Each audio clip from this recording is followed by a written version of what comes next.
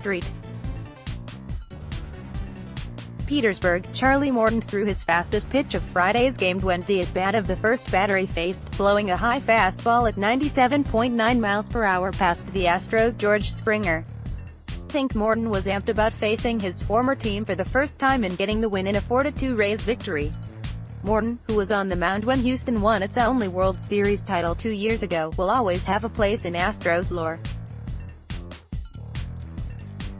Barring the unexpected, Houston will contend for a World Series title again this season. But it's clearly not the same team without Morton. When Morton's name was announced during pre-game introductions, a group of Astros fans behind Tropicana Field's visiting dugout offered him a standing ovation. As Morton jogged to the mound to open the game, he subtly tipped his cap to the opposing dugout. Going into the game, the 35-year-old right-hander told reporters he didn't think he had an inherent advantage against the Astros because he didn't really watch his old teammates with a critical eye.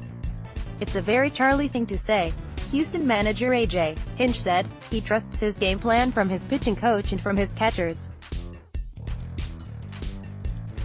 "I know he relies heavily on that. But I bet he knows a little bit more than he's letting on." But, when it came to game time, Morton demonstrated how well he knew his old teammates. He struck out 8, allowing a pair of runs and 3 hits over 5 innings to win his Rays debut.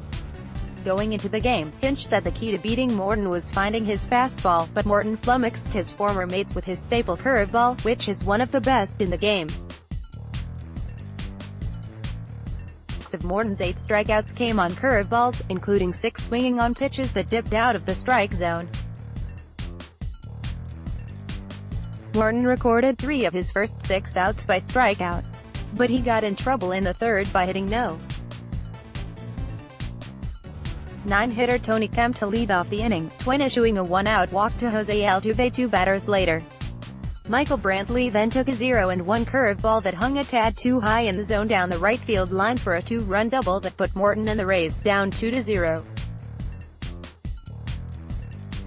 A heady relay throw by second baseman Daniel Robertson cut Brantley down between second and third to end the inning. That lead was short-lived as the Rays scored 3 in the bottom half of the inning on a pair of 2-out, run-scoring hits, Tommy Pham's RBI single and G-Man Choi's 2-run single. Morton would retire 6 of the last 7 batters he faced. The Astros didn't waste any time going back to cheering for their former teammate.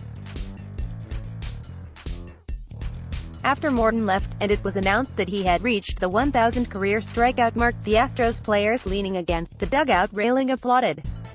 Contact Eduardo Encina at email protected. Follow at Eddie in the Yard.